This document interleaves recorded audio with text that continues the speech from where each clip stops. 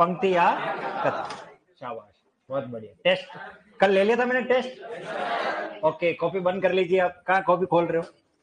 बहुत सारे कॉपी खोलने लगे। कॉपी खोलनी नहीं है, बंद कर दो। शाबाश, बहुत बढ़िया। बैग ही नहीं खोलना है। आज जो संधि पढ़ रहे हैं वो संधि है गुण संधि। कौन सी संधि है? ओके, इस संधि को थोड़ा समझ लेते हैं, फिर उसके बाद उदाहरणों से थोड़ा इसको क्लियर कर लेंगे। संधि आपकी दूसरे नंबर की संधि है और ये संधि आपकी गुण संधि। ठीक है, देखिए इस संधि में क्या क्या बात सीखनी है, थोड़ा वो समझ लेते हैं। इस संधि की सबसे बड़ी विशेषता है कि लेफ्ट हैंड साइड में आपको एक ही प्रकार का स्वर मिलता है, अ या आ। तो कभी भी परीक्षा में शब्द के टुकड़े करके आपको पूछा जाए तो आपको लेफ्ट हैंड साइड को देखना चाहिए, राइट हैंड साइड नहीं देखना चाहिए। अगर लेफ्ट हैंड साइड अ या आ से संबंधित कोई शब्द मिल रहा है तो उसी विकल्प को देखना, बाकी को देखना ही नहीं है। तो इस संधि की सबसे बड़ी विशेषता है लेफ्ट हैंड साइड में हमें अ या आ एक ही प्रकार का स्वर मिलेगा, लेकिन राइट हैंड साइड में स्वर अलग है। क्यों अलग है? क्योंकि इसमें हमें 3 परिणाम मिलते हैं। एक परिणाम मिलता है आपका ए, और एक परिणाम मिलेगा ओ, और एक परिणाम मिलेगा अर। देखिए 99% अगर आपने इस शब्द से संबंधित, ध्वनि से संबंधित पहचान करना सीख लिया है तो ये संधि सीख जाओगे। जैसे देखिए, मैं उदाहरण के लिए एक शब्द लिख रहा हूं, ये लिख रहा हूं नरेंद्र। देखिए कौन सी ध्वनि आ रही है? ए, नरे, एक इधर। ठीक है, और एक और लिख ले रहे, चलो ये आ गया नरेश। कौन सी ध्वनि आ रही है? ए। इसी प्रकार देखिए ये है परोपकार। कौन सी ध्वनि आ रही है? ओ। और इधर आ रहा है सप्त ऋषि। कौन सी ध्वनि आ रही है? अर। इसका मतलब नरेश, नरेंद्र, परोपकार और सप्तऋषि में कौन सी संधि है? गुण संधि। यहां हमें 3 ध्वनि मिली है, ए, ओ, अर। इसका मतलब इसमें हमें कितने नियम समझने? 3 नियम समझने। सबसे पहले नंबर को समझ लेते हैं। मैंने आपको एक बात कही कि लेफ्ट हैंड साइड में इसमें आपको चाहे अ हो चाहे आ हो, ये मिलेगा। लेकिन राइट हैंड साइड में क्या होगा? देखिए मैंने आपको पढ़ाया था ए किससे मिलके बनता है? अ प्लस ई से। तो यहां या तो मिलेगा ई या मिलेगा ई, दोनों मिल करके क्या बनाएंगे? ए। अच्छी तरीके से समझना। देखिए ये दोनों की मात्रा आपको मैं पहले ही सिखा चुका हूं, इसलिए उन सभी शब्दों को समझना है। सभी शब्द रिवाइज होंगे, रिपीट होंगे, जो राइट हैंड साइड में ई और ई से रिलेटेड थे। चलिए अब दूसरा नियम क्या है उसको भी थोड़ा क्लियर कर लेते हैं कि ओ कैसे बनता है। तो मैंने आपको बताया अ और उ। तो लेफ्ट हैंड साइड में देखो एक ही प्रकार का स्वर आएगा, अ हो या फिर कौन? आ। लेकिन राइट हैंड साइड में हमें मिलेगा उ या फिर कौन मिलेगा? बड़ा उ। कल हमने संधि पढ़ी थी दीर्घ संधि, उसमें मैंने तीसरा नियम उ वाला पढ़ाया था। उसमें मैंने आपको राइट हैंड साइड लिखवाए थे, छोटे उ से आरंभ होने वाले और बड़े उ, बस वही शब्द आएंगे और कोई दूसरे नहीं आएंगे, उन्हीं से मिलते जुलते। तो परिणाम हमें क्या मिलेगा? ओ। परिणाम हमें क्या मिलेगा? ओ। और तीसरा और अंतिम नियम क्या कहता है कि लेफ्ट हैंड साइड मिलेगा हमें अ या फिर कौन मिलेगा? आ। लेकिन राइट हैंड साइड में इसमें मिलेगा री, ऋषि वाला, तो ये मिलेगा क्या बन जाएगा? अर। अब जो समझना, गलती करोगे, मैं आपको कह रहा हूं, मैं टेस्ट दूंगा और टेस्ट में गलती करोगे, इसका मतलब कहां करोगे ये समझना जरूरी। देखो यहां 2 स्वर मिलकर के क्या बना रहा है? एक स्वर बन रहा है, ये भी स्वर है, ये भी स्वर है, पर यहां मामला अलग है। 2 स्वर मिल करके एक तो स्वर मिल रहा और एक कौन मिल रहा है? व्यंजन। इसका मतलब पेपर सेटर यहां से प्रश्न ज्यादा पूछता है और पूछे भी गए, उस पर बात करेंगे। ये 3 नियम बन गए। अब हम बात करें इन तीनों ही शब्दों को उदाहरण सहित जो मैंने लिखे हैं यहां पर, इनको टुकड़े कैसे करें, इनका विभाजन करें। जैसे देखो क्या शब्द आ रहा है? नरेश। चलिए नरेश 2 बार उच्चारण करते हैं, नरेश नरेश नरेश, तो हमारे मस्तिष्क में 2 शब्द आते हैं, नर ईश, ऑटोमेटिक ही जबान पर आएंगे। और एक शब्द आ गया नर, इधर क्या आ गया? ईश। अब कायदे से देखो, इस र के अंदर कौन लगा हुआ है? अ। इधर कौन है? ई। ये अ और ये ई दोनों मिलेंगे क्या बनाएंगे? ए। और नर धन ईश क्या बना? नरेश। इस तरीके से ये बनेगा। लेकिन ये बना कैसे ये जानना जरूरी है। अब हम इसके करेंगे टुकड़े। ये आ गया र, और र में कौन है? अ। यहां हो रही है संधि, और इधर कौन है? ई।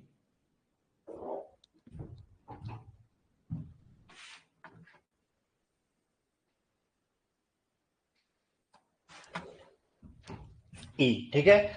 और ये आपका श ऐसे लिख रहा हूं एक बार समझाने के। अब नियमानुसार देखो, अ के बाद ई, अ के बाद ई क्या बनेगा? ए।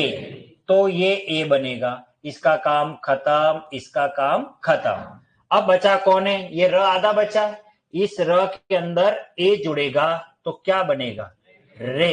इसका काम खत्म, इस र का काम खत्म। बचा कौन? न। ये न पुनः यहां लिख दो। बचा कौन? श, और ये बन गया नरेश। अब इसका मतलब क्या होता है वो भी समझ लेते हैं। नर का अर्थ होता है आदमी, इंसान, कुछ भी समझ लीजिए। और इसका मतलब होता है स्वामी, जो इंसानों का स्वामी है, इंसानों पर राज करने वाला, उनका भरण पोषण करने वाला, वो कहलाता है नरेश। नरेश का अर्थ होता है राजा। नरेश का मतलब क्या होता है? राजा। ये ध्यान रखना, कभी किसी देश या किसी राज्य के पीछे नरेश लगने से उसका मतलब उसका अधिपति माना जाता है वो। जैसे भूटान नरेश, भूटान के राजा। बात समझ में आ रही है ना? तो नरेश का मतलब राजा से।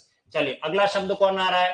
परोपकार। ध्वनि पहचानो क्या आ रही है? ओ। परोपकार। इसमें मूल जो ध्वनि निकल रही है वो आ रही है पर, और इधर आ रहा है उपकार, ठीक है। और दोनों को जोड़ोगे तो बनेगा परोपकार। क्या बनेगा?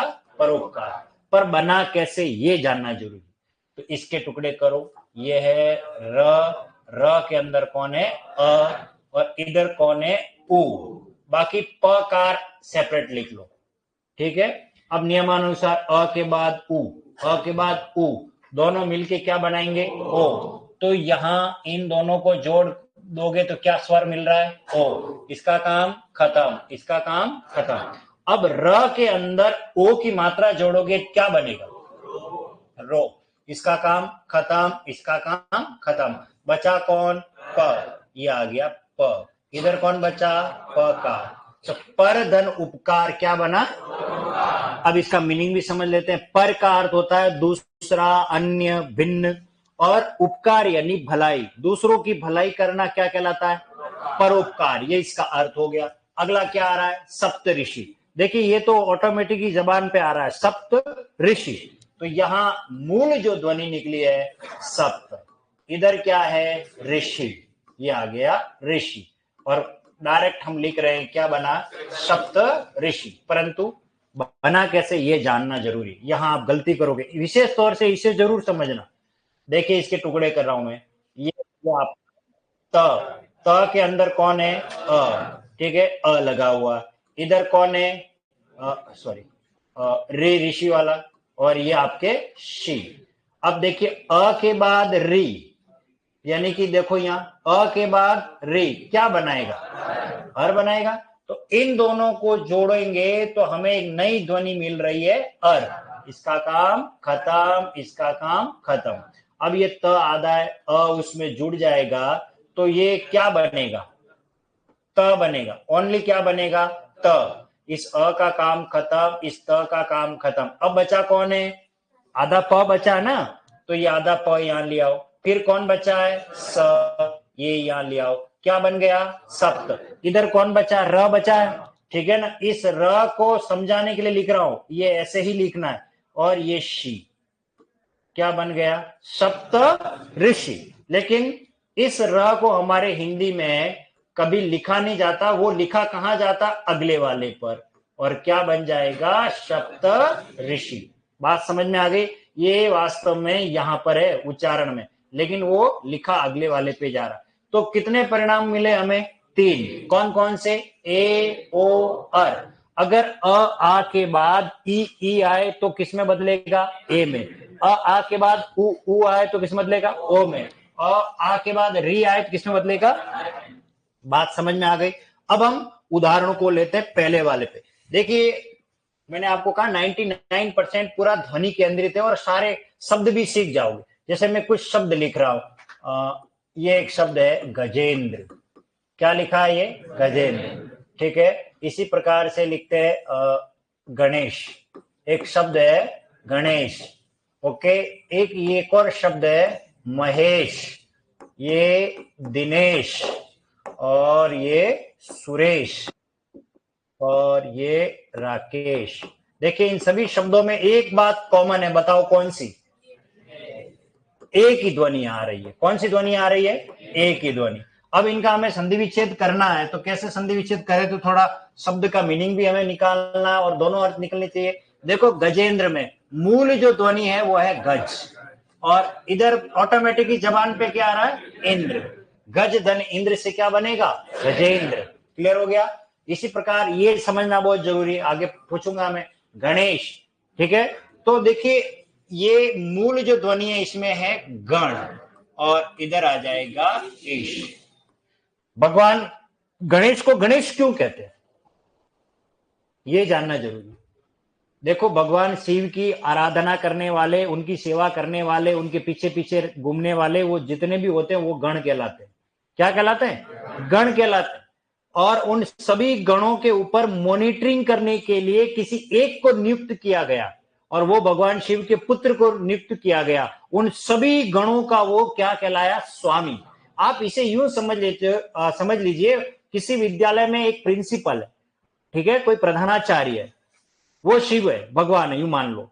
और उनके इर्द गिर्द घूमने वाले कौन है? पूरे विद्यालय के बालक बालिकाएं, पूरे विद्यालय का स्टाफ पूरा प्रिंसिपल के आसपास घूमेगा, इवन वहां का चपरासी तक भी। लेकिन किसी कक्षा में जितने छात्र हैं, उस सभी छात्रों में से किसी एक को कक्षा नायक बनाया जाता है, मॉनिटर बनाया जाता है। उसी तरह गणेश का काम भी यही है, सभी गणों पर अपना मतलब प्रभुत्व रखना, उनको मॉनिटरिंग करना। तो गणों का स्वामी, गणों का ईश, और ये प्रथम पूज्य देवता भी है। तो गण धन ईश से क्या बनेगा? गणेश। अगला देखिए क्या शब्द आया? महेश। अब यहां एक नई बात आपको सिखा रहा हूं। जब जब संधि प्रकरण में मह शब्द आएगा, खूब जगह आएगा, मह शब्द जहां पे भी आवे, आपको संधि विच्छेद करने के समय उसे महा लिखना है। क्या लिखना है? महा। ठीक है, यहां लिखेंगे हम महा, और इधर आ जाएगा ईश। महान है जो ईश क्या कहलाएगा? महेश। कल मैंने मही धन ईश लिखाया था, और बहुत सारों ने, किसी ने तो महेश लिख दिया, परंतु वो नहीं है। याद रखना, यह आ के बाद ई क्या बदलेगा? ए में बदलेगा। महान है जो ईश। जैसे देखिए और उदाहरण ले लेते हैं। मान लीजिए परीक्षा में आ गया महेश्वर। क्या आ गया?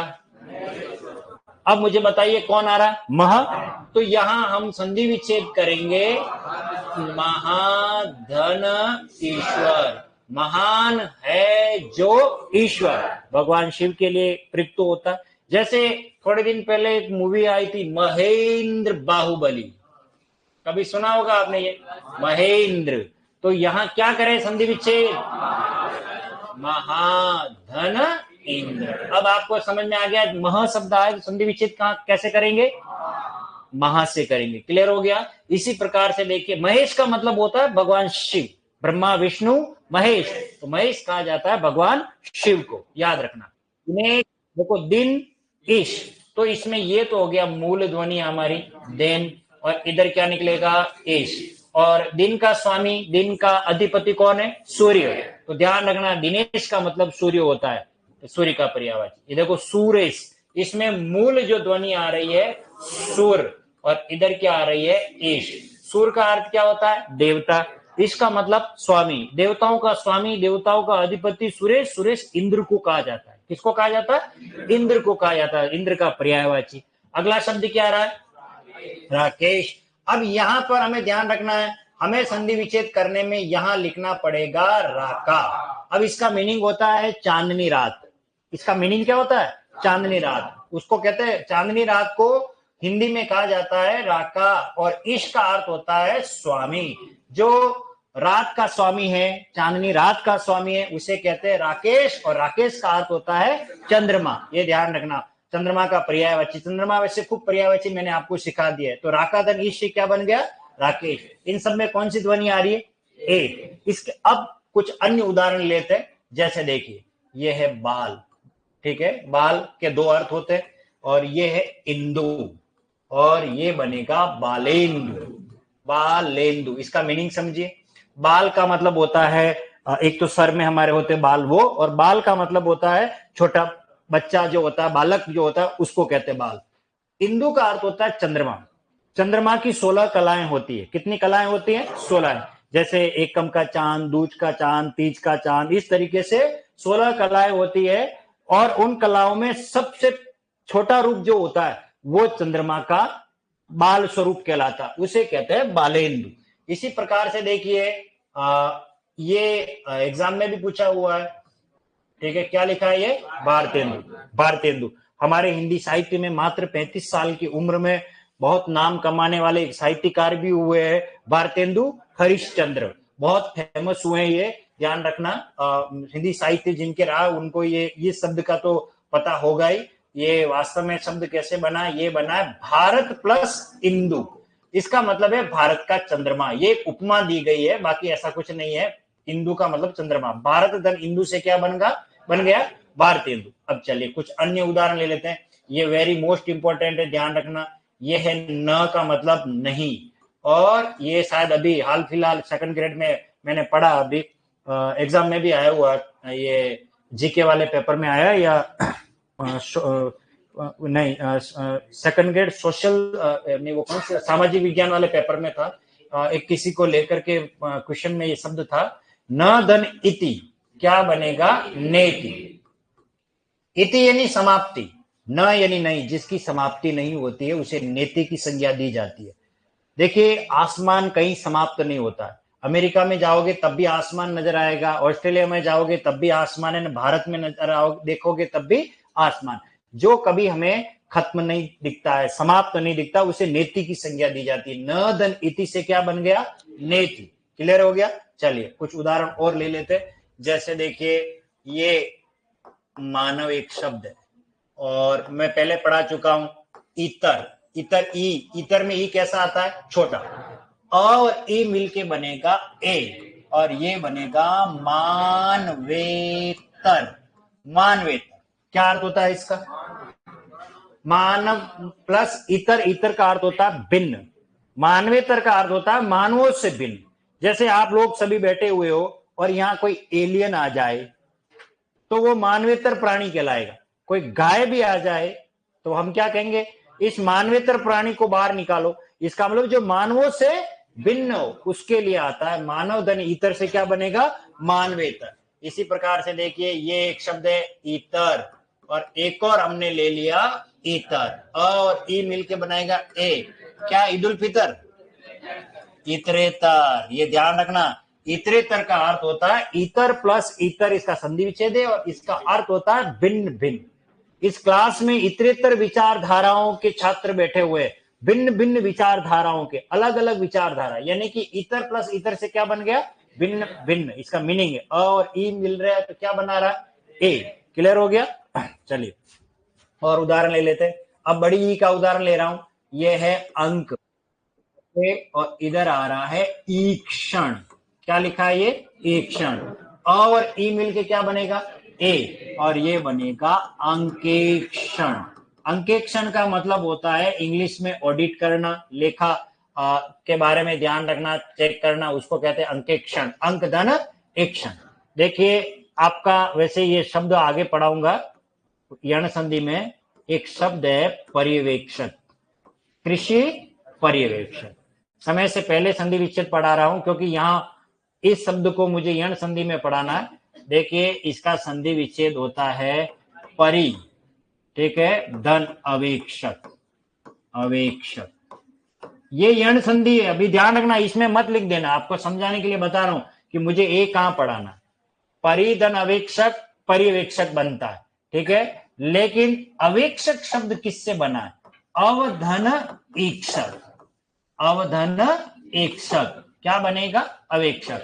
अब इसके टुकड़े और कर लेते हैं वापस, परिधन अवधन ईक्षक, और इन सबको जोड़ दोगे तो क्या बनता है? परिवेक्षक। तो आपको ध्यान रखना है कि कृषि परिवेक्षक जो शब्द हम पढ़ते हैं उसमें से एक शब्द है परिवेक्षक। इसमें परि उपसर्ग है, अउपसर्ग है और ईक्षक मूल शब्द है। तो इसमें कितने उपसर्ग है पर्यवेक्षक में? 2 उपसर्ग है, ये ध्यान रखना। अभी फिलहाल यण संधि है हालांकि ये तो, लेकिन हम तो पढ़ रहे गुण संधि, और गुण संधि में अवेक्षक का संधि विच्छेद होता है अवदन ईक्षक, इस तरीके से बना हुआ। क्लियर है? चलिए अब थोड़े कुछ ओ के उदाहरण ले लेता हूं मैं। ओ वाले, जैसे देखिए ये सूर्य है और इधर आ रहा है उदय, और क्या बनेगा? सूर्योदय। जीवन रूपी सूर्य का उदय हो गया आपके, सूर्यधन उदय। अभी एग्जाम में आया 2nd ग्रेड हिंदी वाले में, ये भाग्य धन उदय, और क्या बनेगा? भाग्योदय। क्या होगा? उदय भाग्यो, हाँ भाग्योदय। ये नहीं, भाग्य धन उदय क्या बनेगा? भाग्योदय। जीवन का रूपी आपके भाग्य का उदय हो जाए, भाग्योदय, ये ध्यान रखना। चलिए एक शब्द है, क्या लिखा है ये? महोत्सव। मैंने आपको पढ़ा है मह शब्द आए तो क्या लिखेंगे? महा। तो यहां आ जाएगा महा धन उत्सव, महान है जो उत्सव, इस तरीके से शब्द बनेगा, महाधन उत्सव। इसी तरीके से देखिए ये आ गया जैसे दीपोत्सव। बताइए क्या बनेगा इसका संदेश? ये आ जाएगा दीप धन उत्सव, इस तरीके से शब्द बनेगा दीप धन उत्सव। आपने ये शब्द भी पढ़ा होगा, सिलेक्शन होने के बाद आपको इस तरीके से बोला जाएगा महोदय विराजिए। तो क्या करें इसका संधि विच्छेद? महाधन उदय, और क्या बनेगा? महोदय। इस तरीके से शब्द बनेगा। मुझे अच्छी तरीके से याद है, एक 2014 में रीट के बैच को मैंने शब्द पूछा था, लवोपल। क्या है ये? हाँ, रीट के बैच में, तो 2013-14 की बात है ये। तो एक लड़की ने इसका उत्तर दिया और बड़ा खतरनाक उत्तर दिया। क्या लव के पल थे वो? लव पल का मीनिंग ये नहीं है, ध्यान रखना। कहीं लव नहीं है, लव तो वो अंग्रेजी वाला नहीं है, हिंदी वाला, ठीक है? ये है लव और ये है उपल। उपल कौन बताएगा उपल का मीनिंग? मेरे पुराने स्टूडेंट में से बताओ कोई, कहानी भी सुनाई है मैंने इसकी। बताओ उपल का मीनिंग क्या होता है? रामलाल कहाँ है? नहीं पता है? चलो कोई बात नहीं। देखिए सबसे पहले बात करते हैं लव की। ये वो लव नहीं है अंग्रेजी वाला, ये हिंदी वाला, ठीक है ना? वो अंग्रेजी का लव, देखो ये कह सकते हो कुछ शब्द ऐसे हैं जो हिंदी में भी है और अंग्रेजी में भी, जैसे फैन। फैन यानी इंग्लिश में होता है पंखा, लेकिन फैन का मतलब झाग। फैन का मतलब क्या होता है? झाग। हिंदी में फैन का मतलब झाग होता है, तो दोनों मिलते हैं। जैसे कम इंग्लिश में होता है आना, लेकिन हिंदी में होता है न्यून, थोड़ा। तो इसी तरह लव का मतलब होता है छोटा। लव का मतलब क्या होता है? छोटा। ये ध्यान रखना। अंग्रेजी में लव का अर्थ स्नेह प्रेम होता है, लेकिन हिंदी में इसका मीनिंग अलग है, लव। उपल, देखिए ये शब्द मैं आपको शब्द युग्म में पढ़ाऊंगा। एक शब्द होता है उत्पल। क्या होता है? उत्पल। और एक होता है उपल। क्या अर्थ होता है? उपल। दोनों के अर्थ है अलग अलग है। उत्पल का मीनिंग तो होता है कमल, जैसे नीलोत्पल, अभी इसमें हम पढ़ेंगे, यह आएगा नीलोत्पल, ये भी पढ़ाई लेता हूं। नील यानी नीला, नीला नहीं लिखें, नीला तो हिंदी का हो जाएगा, नील ही लिखना है। और उत्पल यानी कमल, अर्थात अब इसका अर्थ वहां नीला है जो कमल, नीलोत्पल कहलाता है, ठीक है? और ऊ मिलके क्या बनाएगा? ओ। इसी तरह लवोपल का संधि विच्छेद है लव प्लस उपल। उपल का अर्थ होता है पत्थर। उपल का मीनिंग क्या होता है? पत्थर। और इसको ओले भी कहते हैं, कई जगह पर इसको उपल का मीनिंग ओले भी कहा जाता है। जैसे ओलावृष्टि होती है, तो अब ये हिम के अगर टुकड़े गिरने लग गए तो उसे क्या कहा जाएगा? पाला पड़ना, ओलावृष्टि होती है। तो यहां हम लिख सकते हैं उसे हिम धन उपल, यानी कि बर्फ के पत्थर कह सकते हो, बर्फ के टुकड़े कह सकते हो, ठीक है ना? हिम धन उपल से क्या बना? हिमोपल। इसी प्रकार से देखिए ये एक शब्द है रोगोपचार। बताइए संधि विच्छेद क्या होगा? रोग धन उपचार, इस तरीके से बनेगा। ठीक है, एक शब्द आपने बहुत पढ़ा होगा, अभी गवर्नमेंट की योजना भी चलती है, अंत्योदय। अंत्योदय योजना है ना, तो क्या बनेगा इसका? हाँ, ये बनेगा अंत्य धन उदय। क्या बना? अंत्योदय। और ऊ मिल करके क्या बना रहा है? ओ। चलिए बड़े ऊ का भी ले लेते हैं। जैसे मान लीजिए परीक्षा में आ गया सूर्योष्मा। क्या आ गया? सूर्योष्मा। तो इसका संधि विच्छेद बनेगा सूर्य धन ऊष्मा। अब ऊष्मा में ऊ कैसा आता है? बड़ा। ये हमें पता होना चाहिए। ठीक है ना? तो ऊ की मात्रा कब बड़ी आएगी, कब छोटी, ये कौन बताएगा? शब्द। देखो उत्पल में ऊ छोटा आता है, उपल में भी ऊ छोटा आता है, उपचार में ऊ छोटा, लेकिन ऊष्मा में ऊ कैसा आता है? बड़ा। तो ऐसे मात्रा का हमें पता होना चाहिए, बाकी कोई ज्यादा इसमें दिक्कत आने वाली नहीं है। ठीक है, चलिए कुछ और शब्द ले लेते हैं, फिर आगे अंतिम तीसरा हमारा कौन है? अर। अर के उदाहरण को भी ले लेते हैं। जैसे अभी थोड़ी देर पहले मैंने पढ़ाया, यह है शब्द और ऋषि, और क्या बन गया? सप्तऋषि। 7 ऋषियों का समूह है, उसे कहते हैं सप्तऋषि। ठीक है, इसी प्रकार से देखिए एक शब्द है ग्रीष्म, और इधर एक शब्द आ रहा है ऋतु, और ये बनेगा ग्रीष्म ऋतु, और इस तरीके से बनेगा ग्रीष्म ऋतु। इस तरीके से शब्द बनेगा। ठीक है, इसी प्रकार से देखिए ये देव, और इधर निकलेगा ऋषि, और क्या बनेगा? देव ऋषि। कौन है? नारद जी को कहा जाता है देव ऋषि। ठीक है, अब मैं शब्द लिख रहा हूं केवल। अब इसका अगर हमें संधि विच्छेद करना है तो कैसे संधि विच्छेद करेंगे? शाबाश। क्या लिखेंगे इसका? महाधन ऋषि। इस तरीके से महान है जो ऋषि। क्लियर हो गया? समझ में आ गया? चलिए इसी तरीके से देखिए ये एक शब्द है बसंत, और इधर एक और लिख दिया जैसे ऋतु। तो कुछ नहीं करना है, बसंत ऋतु, और ये बन जाएगा बसंत धन ऋतु से क्या बनेगा? बसंत ऋतु। इसी तरीके से देखिए एक और शब्द है कण्व ऋषि। ये आ गया कण्व ऋषि। तो इसका संधि विच्छेद क्या करें? कण्व धन ऋषि, ये बनेगा कण्व ऋषि। कौन कौन जानते हैं कण्व ऋषि को? आप जानते हो? आप भी नहीं जानते हो? क्या होता है? कहीं नाम नहीं सुना? देव ऋषि का नाम सुना? हाँ, नारद जी को। शाबाश। तो कण्व ऋषि को लिए समझना जरूरी है, क्योंकि हम जिस देश के वासी हैं और उस देश में रहते हैं और हम कण्व ऋषि को नहीं जानते, तो ये हमारा दुर्भाग्य है। कौन कौन जानता है वो हाथ खड़ा करे। कण्व ऋषि मेरे पुराने पढ़े हुए, उनको तो पढ़ा रखा है, कहानी भी सुनाई है। पहले कहानी सुना दो। हाँ हाँ, पहले हाँ कहानी सुना। देखो कौन सुनना चाह रहा है लास्ट में? ओ शाबाश। ये इनसे रिलेटेड है, इसे बता देता हूँ। इनसे शब्द भी आने वाले, वो भी थोड़ा समझ लेना कौन कौन से शब्द आ रहे हैं। देखिए कहानी ऐसी जगह से शुरुआत होती है, उसका टाइटल क्या है वो थोड़ी देर बाद आपको पता पड़ जाएगा। जनरली आपने देखा होगा, कोई भी मूवी देखते हो तो एक नायक, एक हीरो होता है और एक हीरोइन होती है। ठीक है ना? मेरी कहानी का जो हीरो है वो एक राजा है। कौन है वो? राजा है। अब वो राजा उस जमाने का जब एंटरटेनमेंट का साधन हुआ करता था शिकार करना। क्या करना? शिकार, जिसको कहते हैं आखेट। क्या कहते हैं? आखेट। याद रखना, शिकार करना शब्द क्या है? आखेट। राजा आखेट करने के लिए जाता है, तो आखेट करने के लिए वो जंगल में जाता है। कहाँ जाता है? जंगल में। और ऐसे जंगल में जाता है जहां सूर्य की किरणें जमीन पर नहीं आती, इतना घनघोर जंगल होता है जिसको कहते हैं बियाबान। क्या कहते हैं?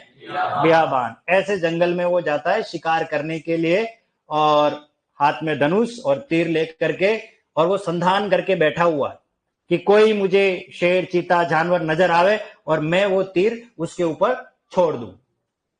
बस तीर संधान करके बैठा है, और पत्तियों में सरसराहट होती है। तो ऐसे में उसे सोना चाहिए या सजग रहना चाहिए? सजग रहना चाहिए। और जैसे ही उसने तीर का संधान करना चाहा, उसके हाथों को लकवा मार गया। हाथ वैसे के वैसे रह गए, ठाड़े के ठाड़े रह गए। ऐसा क्या था? उन पत्तियों के जुर्मुट से उसने एक सुंदर बालिका को देखा। अब आप सोचिए, हाँ, बेंडे ऐसे में तीर चलेगा? हाँ, अरे लकवा कहीं बोलते उसे, लकवा मार गया उसके हाथों में, कह रहा हूं हाथ स्थिर हो गए। अब आप सोचिए कि जिसको शिकार करने जाना था और वो शिकार ना करके पहले ये सोचता कि इतने बड़े जंगल में ये युवती, हजार प्रश्न उसके मस्तिष्क में आ रहे कि ये युवती कौन है, कहां से आई है, कौन है, कोई माया तो नहीं है, कहीं ऐसा तो नहीं है कि कहीं मुझे ही छला जा रहा हो, कहीं मुझे ही शिकार बना लिया जा रहा हो। होता है बहुत सारे जंगलों में वन देवियां होती है, तो कहीं इस तरीके से मुझे कोई वन देवी तो नहीं मिल गई है, ऐसे लेकर के बस वो ऐसे के ऐसे रह गया। अब उस वन देवी ने, मतलब उस युवती ने, उस सुंदरी ने उस राजा की तरफ देखा तक नहीं। बड़ी गजब बेइज्जती हो गई। हाँ हाँ, अब आप सोचिए कोई सुंदर लड़की वो किस लिए आई थी? वो यज्ञ की समिधा लेने। समिधा एक शब्द है, यज्ञ में प्रयुक्त होने वाली लकड़ियां, हवन में डालने वाली जो लकड़ियां होती है उसे समिधा कहा जाता। वो क्या लेने आई थी? समिधा। और वो जंगल में मिलती है, आश्रम में रहने वाली थी, और वो जंगल में आई थी, पर यह बात राजा को नहीं पता था। और उस सुंदरी को यह पता नहीं कोई राजा तीर का संधान करके उसका तीर धनुष मुझे टारगेट किया जा रहा है कि मुझे शेर समझ करके या चीता समझ करके। अब तक ये बात उस लड़की को नहीं पता थी। अब आप सोचिए कोई व्यक्ति किसी को देख रहा और वो हमें नहीं देखे, हमें नोटिस नहीं करे, तो हम क्या करेंगे? तीर चला देंगे। शाबाश, वेरी गुड, सैल्यूट है। तीर चला देंगे। अच्छा एक बात बताओ, आप किसी सभा में जाते हो, कहीं प्रोग्राम में जाते हो, कोई आप सोच रहे हो कि ये मुझे देखे, मुझे नोटिस करे, तो आप क्या करते हो? उस समय तीर चलाते? हाँ उस समय, हाँ, अरे बहुत तरीके ऐसे नहीं किया, बहुत सारे तरीके। ये तीर चला रहा है और क्या, तीर चलाने के बाद के मंजर का क्या होगा, है ना? तो थोड़ा सोचता, हाँ, तब तक तो रहेगा ही नहीं, शेर आ जाएगा। तो अब क्या हुआ, जैसे ही राजा ने नोटिस करवाया, कुछ ऐसे ऐसे कुछ किया होगा, तो सुंदरी ने यू टर्न लेकर के किसको देखा? राजा को। राजा ने किसको देखा? सुंदरी को। आंखों ही आंखों में इशारा हो गया, बैठे बैठे जीने का सहारा हो गया।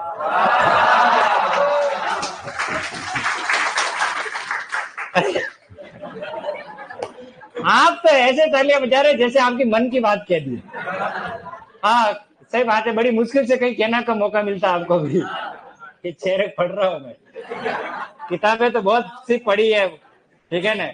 तो हुआ क्या कि आंखों ही आंखों में इशारा हो गया, बैठे बैठे जीने का सहारा हो गया। अब राजा ने उस लड़की से कुछ भी नहीं पूछा, सीधा एक ही सवाल कर लिया, विल यू मैरी मी? अब आप सोचिए, उसने ये सवाल नहीं किया हु आर यू, ऐसा वैसा कुछ भी नहीं, कौन हो, कहां से, नहीं, सीधा सवाल क्या कर दिया, विल यू मैरी मी? और लड़की भी बड़ी फास्ट थी, उसने कहा of course I agree with you.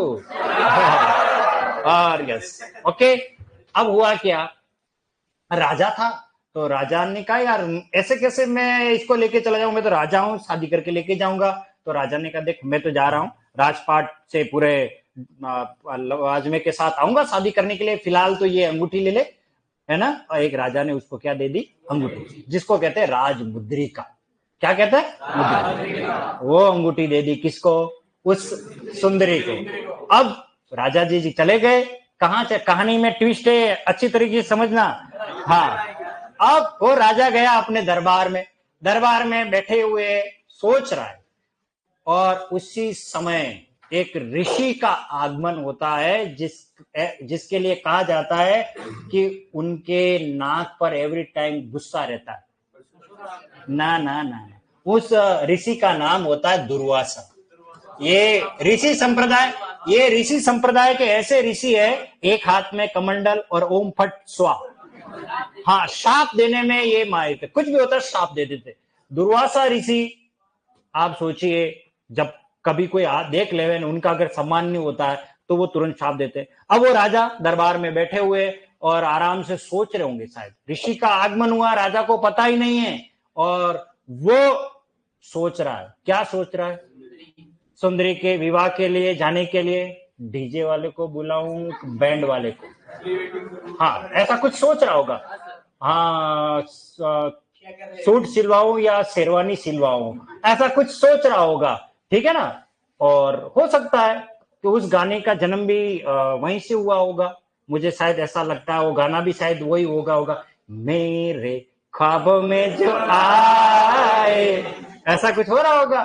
Okay, और वो ओम फट स्वाहा। अब राजा जी की संपट गई, खत्म। किसकी शादी, कौन से डीजे वाला, कौन सा बैंड, कौन सी शेरवानी, सब भूल गया, क्योंकि ऋषि ने उसको क्या दे दिया, अभिशाप दे दिया, क्योंकि ऋषि आए और तुम कौन से ख्वाबों में खोए हुए हो। ठीक है, अब उधर बेचारी वो सुंदरी इंतजार करती है कब से कि मेरे पिया गए रंगून, वहां से अभी तक नहीं किया टेलीफोन। अब आए अब आए अब आए, बेचारी वो अंगूठी को देखती रहती। हाँ, वो काफी समय हो गया। एक बार वो सरोवर में नहाने के लिए जाती है, उस समय कोई बाथरूम वाथरूम नहीं हुआ करते भापड़ों के, तो वो अंगूठी पानी में गिर जाती, उसको मछली खा लेती है। उस अंगूठी को कौन निकल लेती है, मछली। और मछली को पकड़ने वाले जिनको कहते हैं धीवर, ये शब्द आया आरपीएससी में, धीवर कहते हैं मछलियों को पकड़ने वाले। ठीक है, वो मछलियों को पकड़ते हैं, मछली को लाते हैं, उसको काटते हैं, उसके अंदर से एक राज मुद्रिका निकलती, सोने की अंगूठी होती है। और इसको बेच देवे पर अपन को फांसी हो जाएगी, क्यों, क्योंकि राजा की अंगूठी किसी को पता लग गया तो अपने मरण निश्चित है, इससे बढ़िया हम राजा को दे दे। अब वो अंगूठी लेकर के वापस जाते हैं, कहां, राजा के दरबार में। जैसे ही वो अंगूठी देखता है, राजा की खोई हुई स्मृति वापस जगती है। और मुझे तो बैंड लेकर के जाना था, मैं ये क्या कर रहा हूं, ठीक है ना। तो ये पूरा घटनाक्रम क्या है, खोई हुई जो स्मृति वापस आती है उसे क्या कहते हैं, अभिज्ञान। उसे क्या कहते हैं, और ये अभिज्ञान जिस सुंदरी की वजह से आया, उस सुंदरी का नाम था शकुंतला। क्या नाम था, शकुंतला। और इस पूरे घटनाक्रम को कहानीबद्ध करने यानी नाटक में पिरोया हमारे महाकवि कालिदास ने, और उस नाटक का नाम रखा अभिज्ञान शाकुंतलम। और वो राजा कौन था, दुष्यंत। कौन था, दुष्यंत। और अब क्या होता है, इनके एक लड़के का जन्म भी होता है इस दरमियान। और वो राजा जब शकुंतला को लेने के लिए जाता है तो वो बालक इतना बड़ा हो जाता है कि वो शेर के दांत गिन रहा होता है। क्या गिन रहा होता है, शेर के दांत गिन रहा होता है। राजा देख करके आश्चर्यचकित हो जाता है, कौन ये बहादुर बालक है और किसका ये बहादुर बालक है। पता लगता है कि ये तो स्वयं किसका, दुष्यंत का। कहानी मैंने अपने हिसाब से कही है, नाटक अपने हिसाब से, ठीक है। तो शकुंतला का बालक था वो, उसका नाम था क्या, क्या नाम है अपने, भरत। उसका, उस बालक का क्या नाम था, भरत। और दुष्यंत कौन था, राजा। तो दुष्यंत जब उस बालक को देखता है, उस भरत को देखता है और बोले इतना बहादुर बालक किसका है, और वो बालक किसका था, शकुंतला का। तो इस भरत नाम के हमारे देश में कई राजा हुए, इस वजह से हमारे देश का नाम क्या पड़ा, भारत पड़ा। भारत का रहने वाला हूं, भारत की बात सुनाता हूं, है प्रीत जहां की रीत सदा में गीत वहां के गाता हूं, है ना। तो अपने देश का नाम भारत क्यों पड़ा है, वो शकुंतला के पुत्र की वजह से, इतना बहादुर पराक्रमी वो था। भगवान राम के भी भाई का नाम क्या था, भरत। तो भरत नाम के कई राजा होने की वजह से हमारे देश का नाम क्या पड़ा, भारत। हिंदुस्तान तो नहीं कहना चाहिए, हिंदुस्तान तो बाहर से आया हुआ ईरानी भाषा का शब्द है। सिंध प्रांत के लोग घोड़े पर व्यापार करके जब आते थे इंडिया में, तो सिंधु नदी को पार करते थे, तो उनकी वहां की भाषा है ईरानी। वो स को ह बोलते थे ना, ध को द बोलते थे। तो सिंधु नदी पार करते थे, इसलिए वो उस नदी को कहते हिंदू नदी। और उस हिंदू नदी के आसपास के स्थान, जब पाकिस्तान अपने अंदर हुआ करता था, वो पूरे को क्या कहा जाता था, हिंदुस्तान। ये हिंदुस्तान शब्द तो बाहर से उन्होंने दिया, वास्तव में हमारे देश का नाम जो है वो है भारत। जम्बू द्वीपे भारत खंडे आर्यावृत्ते, भारत को इन नामों से कहा जाता है। इंडिया, इंडिया भी नहीं कहना चाहिए, अंग्रेजी कारण है, भारत कहना चाहिए। सही मायने में क्या नाम है हमारे देश का, भारत। ठीक है, तो ये भरत किसका पुत्र था, शकुंतला। और ये शकुंतला जो थी वो कण्व ऋषि की पुत्री थी। अब आप सोचिए, कण्व ऋषि ने हमें कितना नॉलेज दिया, कितना हमको ये पूरे देश पर अभिमान करने, गर्व करने जैसी बात। क्योंकि शकुंतला की पुत्री कौन थी? कण्व की पुत्री कौन थी? सॉरी, शकुंतला। और शकुंतला के पति कौन थे? ये राजा हुए। और इनके लड़के का नाम क्या था? बात समझ में आ गई? चलिए, ओके, कहानी पूरी। अरे मैंने अपने हिसाब से कही है ना, शादी हुई ना, उसके बाद राजा चले जाते हैं, काफी टाइम तक लड़ाई झगड़े होते हैं उनके अंदर, वो बात की बात है। जानने के लिए देखिए अगला एपिसोड। हाँ, चलिए लिखिए गुण संधि।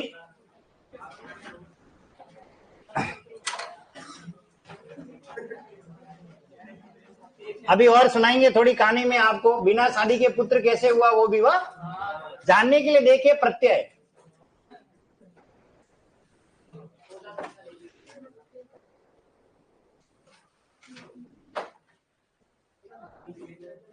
सर ये कौन सी बुक में लिखा है कि हमारे देश का नाम भारत राजाओं के नाम पे अनुसार पड़ा है? किंवदंती है मीना जी, भरत नाम के कई राजा हुए हैं, कई चीजें लिखी नहीं होती है, वो बन जाती है, कह दी जाती है, बाकी कहीं नहीं, आप ढूंढना मत, परेशान हो जाओगे नहीं तो। हाँ, क्योंकि हमारे देश में भरत नाम के राजा होने की वजह से हमारे देश का नाम भारत पड़ा है, ठीक है। बाकी किताब में आप ढूंढोगे तो नहीं मिलेगा।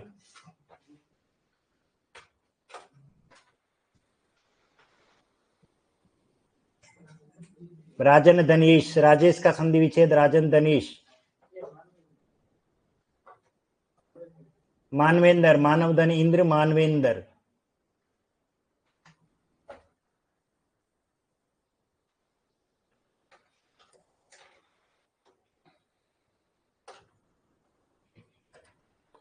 ए, ओ और अर, ये तीन परिणाम हैं इसमें, और तीनों को मैंने उदाहरण से ही समझा रखा है एक बार।